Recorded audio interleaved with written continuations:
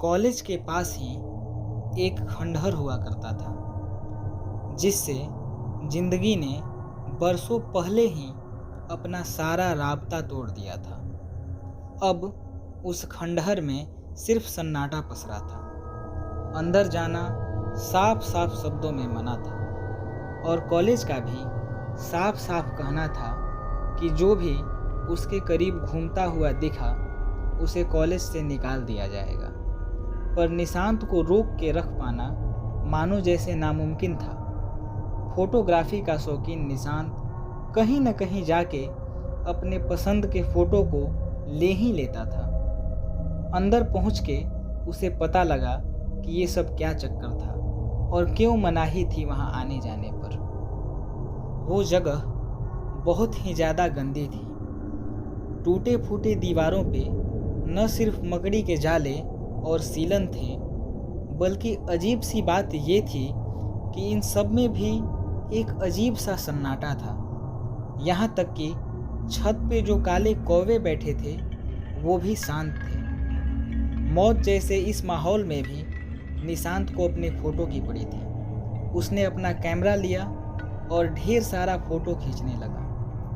Photo खींचते खींचते वो एक दूसरे कमरे में पहुंचा। उस कमरे की दीवारों पे कई सारे धब्बे बने थे। पास जाके नाखून से खुरदने पर पाया कि वो सारे धब्बे बहुत समय पहले खून से बने थे। दिलचस्प बात तो ये थी कि वो खून अभी भी हल्का नम था। दीवार पे ध्यान से देखने पर पता चला कि वहाँ कुछ लिखा हुआ है, पर क्या लिखा हुआ है कुछ समझ नहीं आ रहा था। निशांत ने जल्दी जल्दी सारी तस्वीरें ली और छुपते छुपाते अपने हॉस्टल में पहुंच गया। सारे फोटो को लैपटॉप में डालकर चेक करने लगा। जैसे ही उस घर की दीवारों की तस्वीरों को उसने खोला, वह उनमें खो सा गया। बड़ी बारीकी से वो उन तस्वीरों को देखने लगा। तभी उसके सामने एक फ़ोटो आया जिसमें उसे सिर्फ एक साल दिखाई दिया, 1965। फिर आगे और बारीकी से देखने पर पता चला कि तस्वीर में एक औरत अपने बच्चों को मार रही है। इन आंकड़ों को निशांत ने तुरंत इंटरनेट पर सर्च करना शुरू कर दिया। बहुत सारे डॉक्यूमेंट देखने पर आखिरकार एक न्यूज़पेपर का आर्टिकल मिला जो उस घटना से ताल्लुक़ रखता था।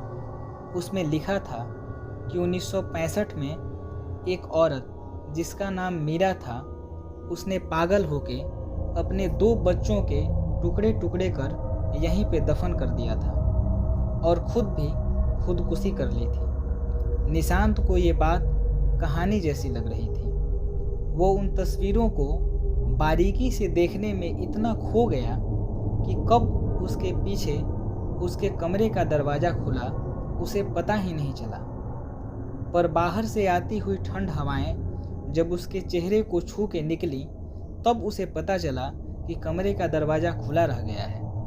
जैसे ही निशांत अपने दरवाजे को बंद करने गया, किसी ने उसे बाहर से बंद कर दिया। हो न हो जो भी था वो आस-पास ही होना चाहिए। निशांत तुरंत दरवाज़ा खोल के कॉरिडोर की ओर भागा, पर बाहर कोई नहीं था। निशांत को जब कोई नहीं दिखा तो उसने अपना दरवाज़ा बंद किया और अपने कमरे में गया। पर जैसे ही उसने अपने कमरे में देखा, उसकी आंखें सीधे कुर्सी की ओर हुई जो दरवाजे की ओर मुड़ी हुई थी। निशांत जब दरवाज़ा बंद करने गया था तब कुर्सी सीधी ही थी। कुछ देर तक वह उसी तरह खड़े होकर कुर्सी की ओर देखता रहा और सोचता रहा कि आखिरकार ये हुआ क्या। फिर जब कुछ समझ नहीं आया तो उसने अपना लैपटॉप बंद किया और लेटने चला गया।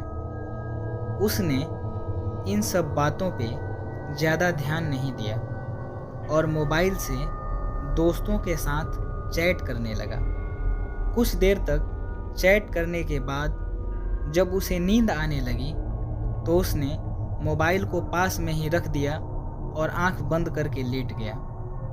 कुछ देर बाद उसे मोबाइल से अभी भी किसी के चैट करने की आवाज़ सुनाई दी। गर्मी के मौसम के बावजूद उसके हाथ पैर ठंड से कांपने लगे।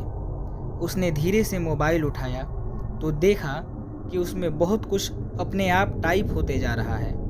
उसे कुछ समझ नहीं आ रहा था।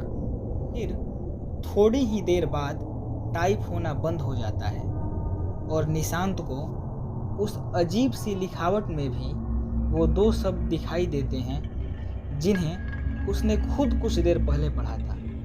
वो शब्द थे मीरा और 1965। उसने बड़े ही घबराहट के साथ अपने टेबल पर रखे पानी के ग्लास को उठाया। अभी पानी के 2 बूंद ही मुश्किल से उसके हलक के नीचे उतरे होंगे कि तभी उसकी नज़र दरवाजे की ओर गई। वहाँ पे एक सुंदर सी औरत खड़ी थी। निशांत की जान उसके हलक में ही अटकी हुई थी। उसने जो कुछ थोड़ी देर पहले ही पढ़ा था वो सब उसके आंखों के सामने थे। वो औरत धीरे से करीब आई और उसने बड़े ही प्यार से पूछा, तुम्हारा नाम क्या है? निशांत उसकी आवाज़ सुन के थोड़ा सा हल्का महसूस किया। उसने धीमे से आवाज़ में रुक रुक कर अपना नाम बताया। निशांत नाम है मेरा। और तुम्हारा? उस औरत ने अपना नाम मीरा बताया। इतना बताते ही उस औरत ने निशांत के गले को कसकर पकड़ लिया और ज़ोर से दबाने लगी। निशांत चाह कर भी कुछ नहीं कर पा रहा था। धीरे धीरे उसको सांस लेना भी मुश्किल होने लगा। आंखों के सामने सब कुछ धुंधला होता हुआ नजर आया। तभी अचानक उसकी नींद खुली। उसने उठकर देखा तो कमरे में कोई भी नहीं था। आखिरकार उसे चैन मिला। पर अजीब बात यह थी कि सपने में उसके हाथ पैर मारने की वजह से जो सामान कमरे में बिखरे थे वैसे ही सामान सच में उसके कमरे में बिखरे पड़े थे। उसने तुरंत अपना लैपटॉप खोला और ऐसे सपनों का क्या मतलब होता है ढूंढने लगा। बहुत ढूंढने के बाद उसे हर जगह बस एक ही जवाब मिला, अकाल मृत्यु।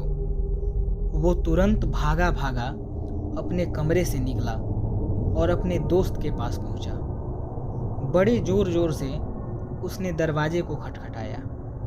उसके दोस्त सतीश ने दरवाज़ा खोला तो देखा निशांत बहुत ही घबराया हुआ है। उसने निशांत को पानी दिया और अपने बिस्तर पर बिठाया।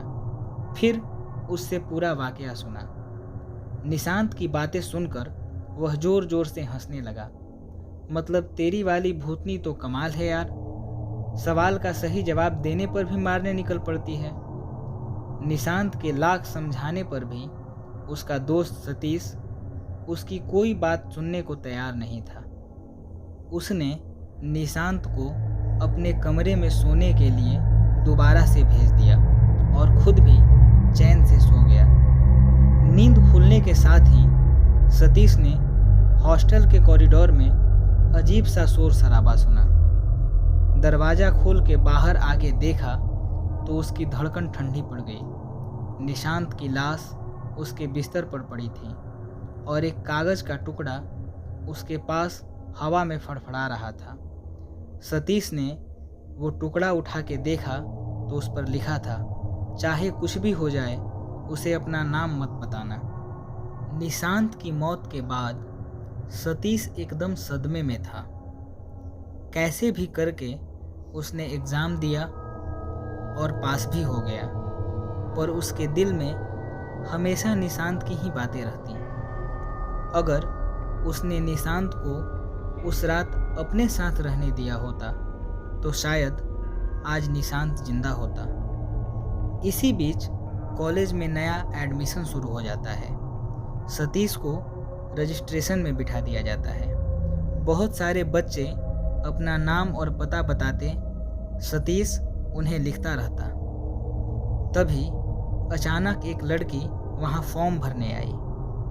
सतीश ने नीचे देखते हुए उसका नाम पूछा। उसने कहा, मीरा। और तुम्हारा? सतीश ने नीचे देखते हुए कहा, सतीश।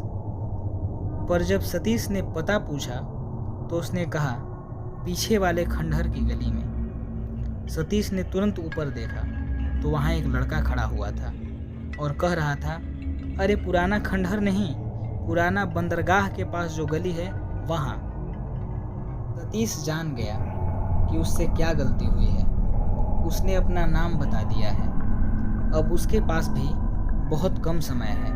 वो तुरंत भागा अपने कमरे की ओर और सभी ऐसी चीज़ें जिससे उसके जान को खतरा हो सकता था सबको उठा के पीछे के तालाब में फेंक आया। दिन भर की थकावट से चूर आखिरकार उसे नींद आ ही गई। रात के करीब आधे पहर ही बीते होंगे। अचानक उसके पैर के नीचे कुछ आवाज़ आई।